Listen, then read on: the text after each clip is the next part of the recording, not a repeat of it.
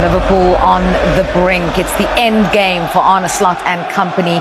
The question is just now about when. Wonderful to be in your company tonight. Wonderful to be in the company of Darren Lewis, who is wearing this fit that I love, back by popular demand. And Thomas Hitzelsberger makes his Team Talks debut. Wonderful to have you joining us. Let's just talk about, obviously best known for your time at Aston Villa, and the stats department have reminded me that some of the goals you scored were spectacular enough to earn you the nickname De Hammer. That's correct. Eight of the 10 outside the box, and we've gone into the archives. I was too slow to get in the box, so that was the only chance for me to score. And this particular one against Arsenal is a good one because I nutmegged Thierry Henry before I scored, which very few people know. Put that on the t-shirt. I should.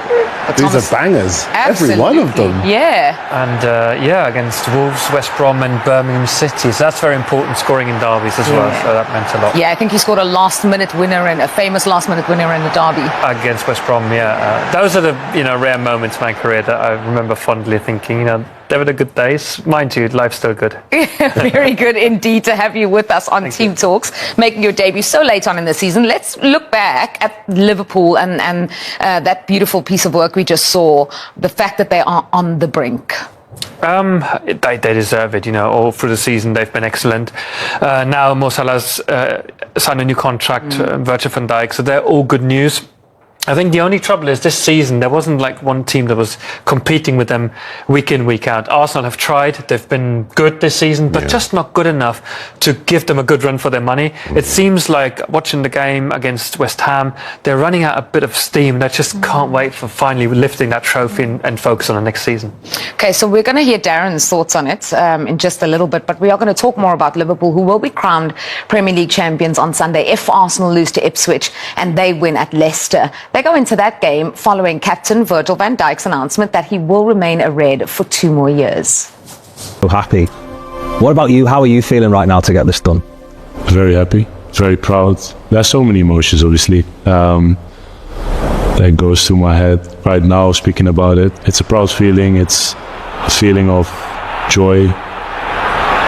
Yeah, it's just incredible. The journey I've had so far in my career, to be able to extend it with another 2 years at this club, is amazing. And I'm so happy. In again from McAllister. Liverpool are on the verge.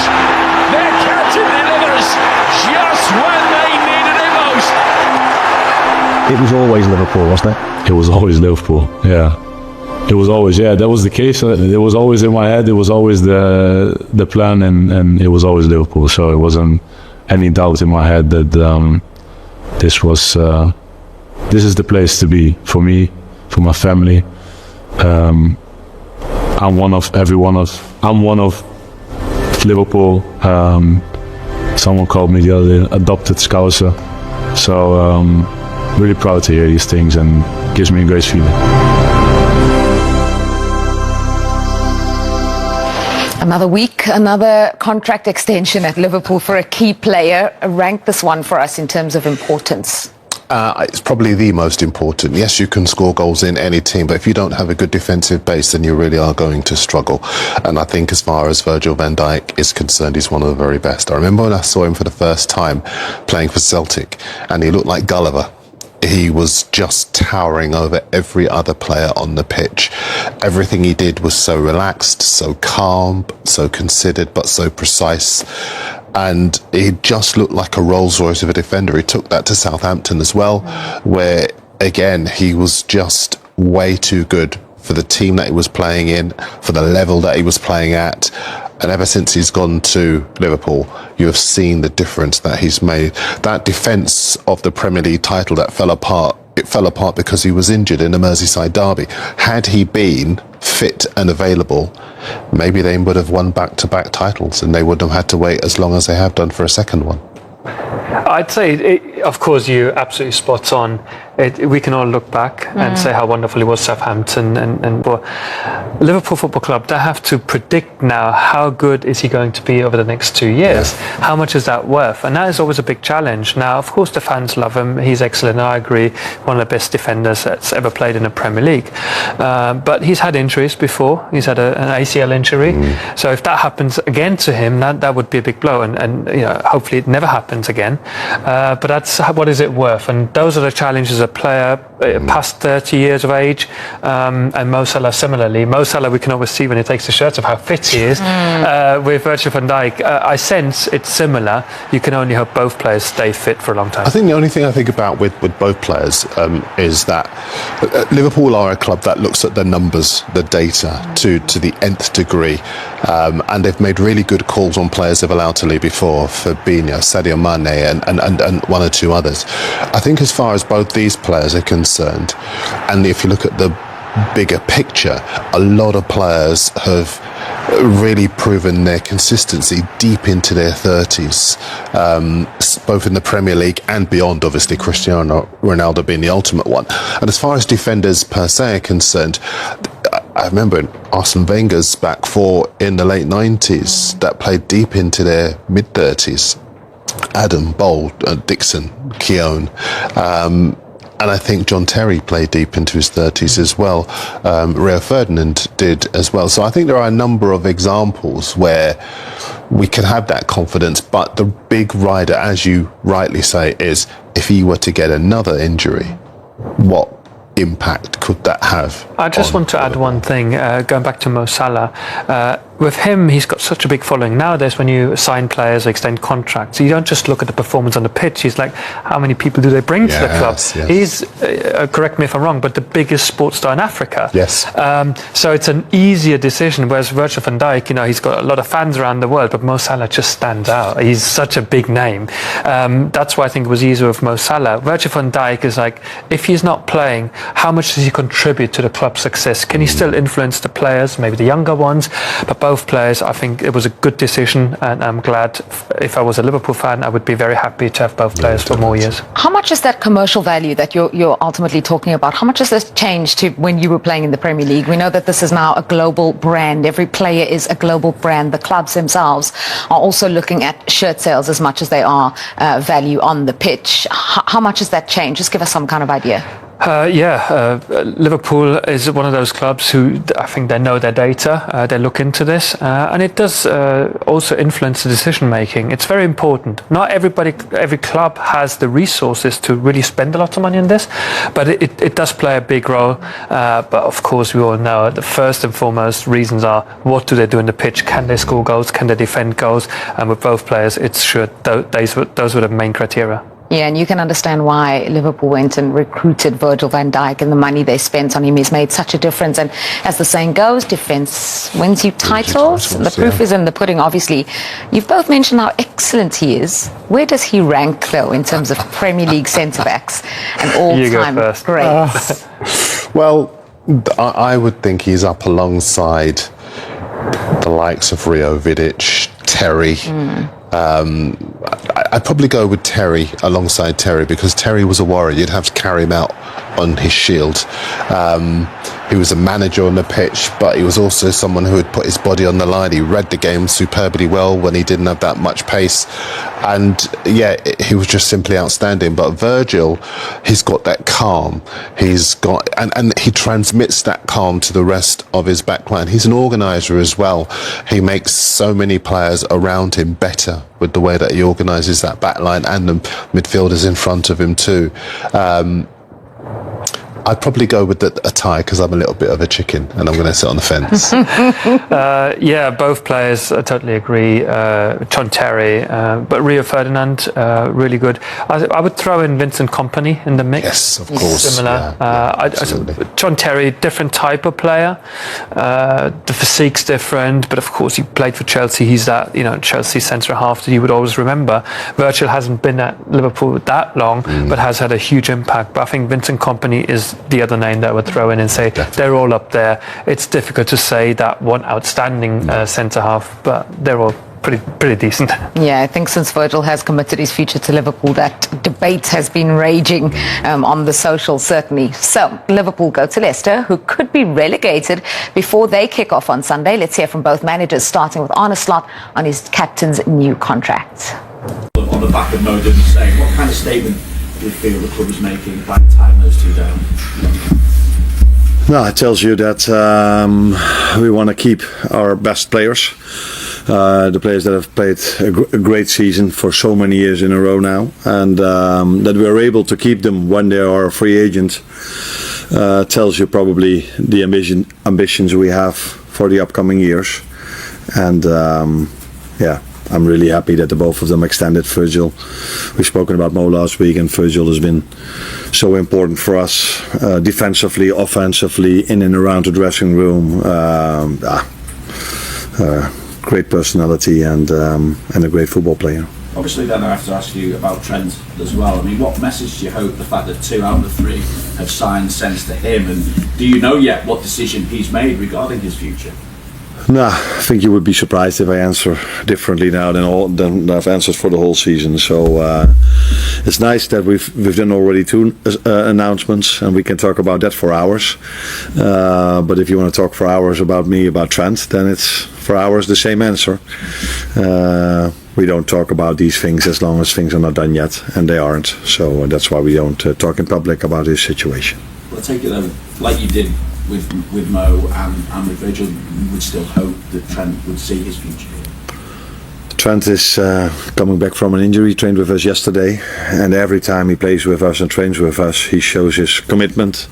He shows how hard, he's worked so hard to be back already now, and the moment he's on the pitch, he shows me what a great football player he is, and how much he's involved in us trying to achieve our goals this season. He's worked so hard during the whole season, and now in his rehab, to be back with the team again.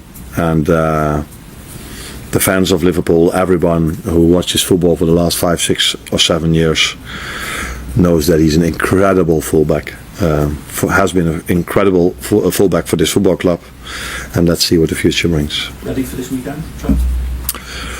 Not to start, but if today and tomorrow things go well, he might be on the bench. But definitely not to start, because he's out for 5.5 weeks, and this is today probably his first session with the team. Was Wednesday, I think. He did parts of the team session, so he's not able to start, but hopefully he can be able to join us, because for Connor he's been out for a long time, so for him to play 90 isn't easy as well. So it would be nice if Trent is with us during the weekend. Yes. The goal is obviously to get over the line. What thought have you given that this weekend could be the weekend that you clinch the Premier League title? Well, my thoughts are not on that at all. My thoughts are as always on Leicester and on our team. How to improve, what can we do better. So we couldn't do many things better in the first half against West Ham. We could do a lot of things better in the second half. So during the start of the week we've worked on that a lot, and now we are working towards Leicester. One game at a time, and influence the one we can influence on, and that's the Leicester game. Anna, have you not given it any thought what this weekend might hold and what next weekend might hold? The honest answer is no, but I'm not sure if you believe me, but that is the honest answer. My whole life I'm living in the moment, in the day, and I'm not looking backwards a lot, and I'm not looking forward a lot, because it's the type of person that I am, that I'm not constantly looking back at what I've achieved at former clubs. Or that is also so difficult in football. People constantly tell you try to enjoy the whole journey and blah blah blah, but the only thing as a manager you're thinking of, during the weekend there's a game coming up as well, and we need to win that, and we need to win the next, and we need to win the next. So maybe that's one of the reasons, because I'm already so long in football, that you get used to the fact of living day by day and trying to influence day by day. Yeah, fair enough. Just going back to Virgil then, how important a figure do you feel he is for this football club?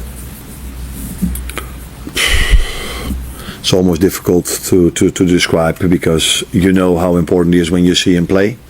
So that's what we all see. Everybody is has given him compliments over the years so many times about how good he is as a defender.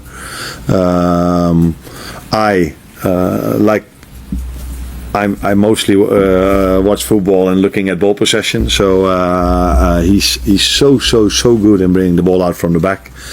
His diagonal passes are of course known by everyone towards Mo, but the amount of times he plays balls through the lines, the timing when he passes it, and then the leader he is in and around this AXA training center. That is something I haven't worked with a player like him in terms of leadership. So the energy he brings to the team in every single training session, and how professional he is for himself, but also tries to influence his teammates, especially the younger ones. I think Ryan is a great example of that. He's constantly on him, trying to make him even more of a professional than Ryan already is, but Ryan wasn't used to playing so many games, so he's constantly on him. So he's having a big influence at this club, but the main influence he has is of course in the weekend, and that is also the thing he has to focus on mostly. But the good thing with him is he also attributes here at the AXA, and hopefully he can do that in the upcoming 2 seasons as well. That we live in the reality, so you can see it coming, and we still keep going until mathematically done. But we're going to keep going anyway. As I told you, those 4 or 5 weeks and 6 games for us are huge. They are huge for every individual, and also for the future of this club. It's an interesting one, isn't it, Darren? Because we'll talk about the fixture itself, but Liverpool have been kind of cantering towards the title. They've known every week that this gap, we need so many points and so many points. But this is the first weekend where really there is championship point. Yeah, absolutely. And they couldn't have hoped for better opposition to gain it against. Leicester now could be the first team to win 9 home games in a row without scoring in Premier League history. And it's sad to say it, but Van Nistelrooy doesn't appear to have improved any element of the Leicester team. They were above the line when they appointed him, and they sacked Steve Cooper. They can't defend, they can't score goals. So Liverpool, even in second gear, should be able to go and win this. We talk about them maybe running out of puff a little bit, maybe not looking as sharp as they had done earlier in the season, but I don't think they will have to for a game like this, because they just have so many mistakes in them in their back line. I think the one thing they'll have to do is respect the game, obviously, and not turn up expecting to win. Yeah. But I think if they do turn up with anything like what we have seen from them so far this season, Liverpool should get those 3 points and leave it just 1 win away. Because it's not only straightforward, right? You were telling me about some permutations. They need Arsenal to lose, but if Arsenal win and then Arsenal win, just to take us through it. So if Arsenal lose to Ipswich, and then Liverpool were to beat Leicester, then of course you've got that scenario. Yeah, but then if Arsenal don't lose, what happens then?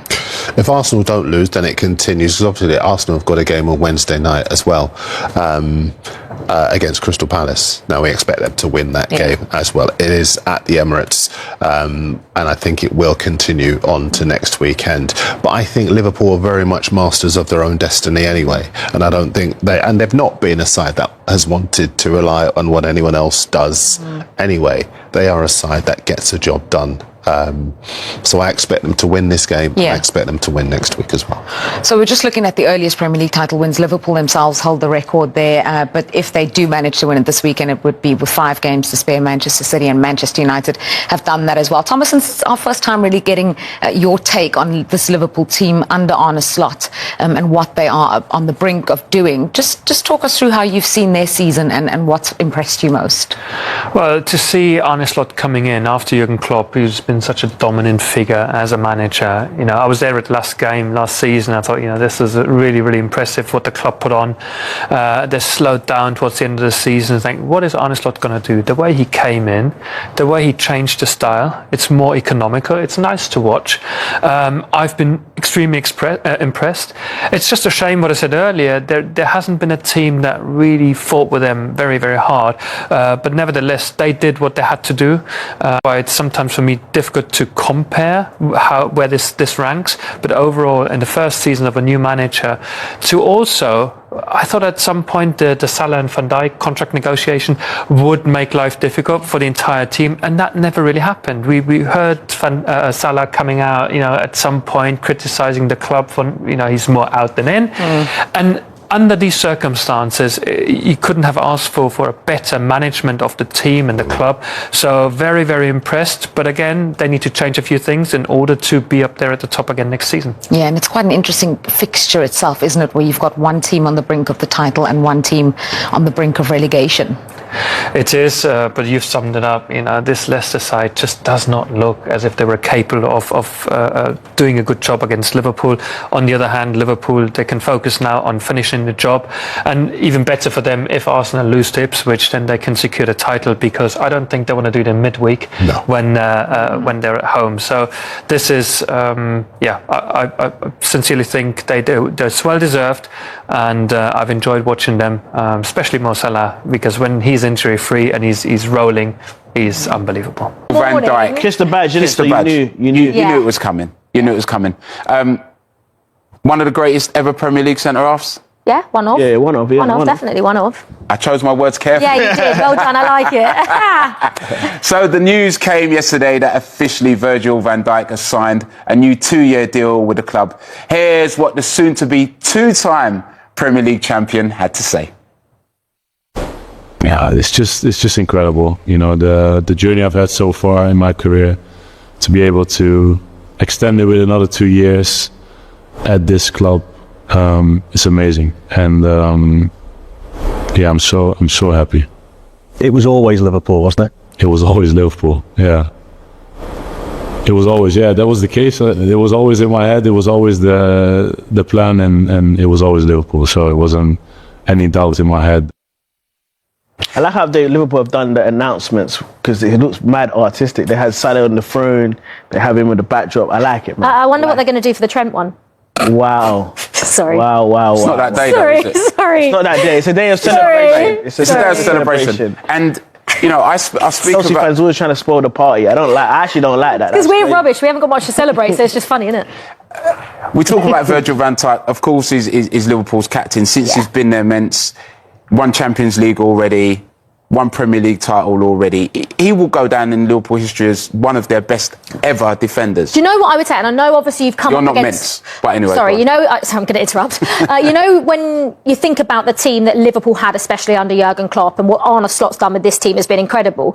But I just feel like the team that they had, I know they were coming up against Pep Guardiola's Manchester City, who were arguably at least one of the best sides we've ever seen. But I just feel like Van Dijk should have won more. I feel like he's so good, and your team was so good that only having one Premier League as it currently stands, and one FA Cup and one or couple of League Cups, couple of FA Cups, and one Champions League, I'm like, this is Virgil van Dijk. I think he's like, he's got one Premier League or two, gonna have two. Yeah. He could have had 5 if it wasn't for 1 point or 1 goal or something like that. This is the difference. The difference is small margins in the Premier League. It's the difficulty in sports sometimes with eras. You look at tennis, you think to yourself, poor old Tim Henman, he's had to play in the era with Federer and Djokovic and Nadal. That had he not been playing tennis then... Same with Murray, yeah. What did I say? Henman. I meant Murray. Yeah. It's exactly the same thing. So, but I think taking the actual titles away from it, you look and you say, what a player. Yeah, one of the best, hands down, one of the best we've ever seen. He's solid, got everything. If you had to build a defender, you probably build him. Yeah. Something like that, innit? Yeah, you probably 16, so the leaders, a reminder, need a maximum of 2 more wins. We could have a scenario this weekend where Liverpool are crowned champions, which leads us nicely into Danny, of course, who won 4 major honours with Michael at Liverpool. They're both their first club, of course. What a situation from the start of the season now. 6 points maximum away from a 20th title in Arne Slot's first season. Incredible. I mean, I think it's strange because recently there's been a tinge of disappointment around going out of the Champions League and losing the League Cup final because the... Don't say that. That's a bad That's a bit of a running joke on our show. Made a few headlines. No, what I mean, when I say... Special or very special, just for clarification. Yeah, I did see that. When I say a tinge of disappointment, I mean with some friends of mine who go to the game and that, I think they were getting so excited instead of just tempering that excitement, because the reality is at the beginning of the season, if anyone had said Liverpool are going to win the title, and win it comfortably, I think most people call you crazy, especially after Klopp leaving, not making any signing. Well, sorry, Chiesa being the only signing. And I think there was a little bit of, how's this going to go? Top 4 would be a decent finish for him. In fact, it's gone so smoothly, it's incredible. Everything he's done has worked, the little tweaks here and there. You know, I think the Gravenberch experiment, if you like, when they didn't get Zuba Mendes, worked perfectly. Playing Diaz more centrally, because he doesn't really fancy Darwin. That's worked at times. Even, I would say, the more, measured approach in certain games. So they've managed games well at times and kept the ball, and just little tweaks without being without having too much change. Everything's gone well. The other thing as well, I think, apart from the odd couple of injuries, whatever they're doing on the training ground in terms of the fitness levels and the intensity of the training and the management of all those games. Well, he brought his own head of sports medicine, didn't he, wherever he's been. That's gone under the radar, because that's probably one of the most difficult things in football. We see so many of the big teams now having this huge injury list. When you think of City, when you think of Tottenham, and Arsenal. So he's done that right. Everything's gone well, and the form of Mo Salah's been incredible, another bonus, because there's always the thing as you're getting older, is he going to fall away? You know, is Van Dijk's arguably had his best season. And probably the other one as well is, I don't know if you remember the first game of the season at Ipswich at half-time when he... Yeah, Michael and I were there. Kwanzaa started and he put Konate on to deal with Delap, who was causing Liverpool a lot of problems, and he was brilliant, changed the game. And then Konate has grown into this brilliant centre-half and a great partner for Van Dijk. And for me, he's had his best season in a Liverpool shirt, so credit to him for that as well, by playing him every week rather than in and out under Klopp. His confidence has gone through the roof, so amazing first season. And also, it's going to be great for the club, because the last title was won in COVID. Yeah. So to win it, ideally at Anfield, which probably more likely than next weekend, would be an amazing finish to the season for the manager and for those players. You mentioned Mo Salah there. He's had to deal with the speculation all season. Now, of course, it's out there. He played for the first time yesterday and assisted since he's announced he is going to stay for another 2 years. You always thought deep down that might happen. I mean, how big a boost for everybody, and we're going to look at some of his numbers in a minute, is that for Liverpool? It's a huge boost. I mean, he's different to anybody else. I know his age, but he plays younger. I mean, he lives in the gym. He lives for football. He's so dedicated. I just think that they had to try to make an exception for him, and if that's to give him a length of contract that he wanted, then so be it. As it happens, I feel as if they've got a 2-year extension, which I would say Liverpool probably won that battle. I'm sure Mo Salah would have been angling for 3. I always thought he wanted to sign. Coming out and almost putting, Liverpool's hand to the fire in many ways, and saying, there's nothing. We haven't heard anything or whatever. He put Liverpool into a corner. He backed them into a corner. Tactically, it might have worked. And I just felt if he was going to leave, you probably do it quietly. You just, hope that there's other topics, and I'm not going to bring my situation up, type of thing. So I always thought that the signs were that he wanted to stay. And I think it's a good decision. I think it's a great result for the club. I think they've probably got, obviously he's going to be well paid and all the rest of it, and he's going to be there for trophies, but I think Liverpool have got the best end of the bargain as well in this deal. His numbers will go on to see, it's incredible. We know when we spend time with him, and you listen to his interviews, how driven he is by records and numbers. All these strikers are, to be fair, deep down, aren't they? Let's just deal with Liverpool first of all. Your club. Michael, very proud of his 158 and 297. I just asked to be squeezed on at the end. We made sure that went on. He should be proud of it. Yeah, he should, behind the likes of Dalglish and Fowler. But there he is, Mo Salah, the third all-time record goal scorer in Liverpool's history. You would expect that to be number 2, and behind only one, the great Ian Rush. And that just puts it, if he ends up the second in Liverpool's entire history, does that just put it into context? I think it's one factor, yeah, because that's a list of amazing footballers. I think also the trophy haul that gets greater and greater each season he stays is another factor. There's so many aspects to what he's done that we could talk about and go over.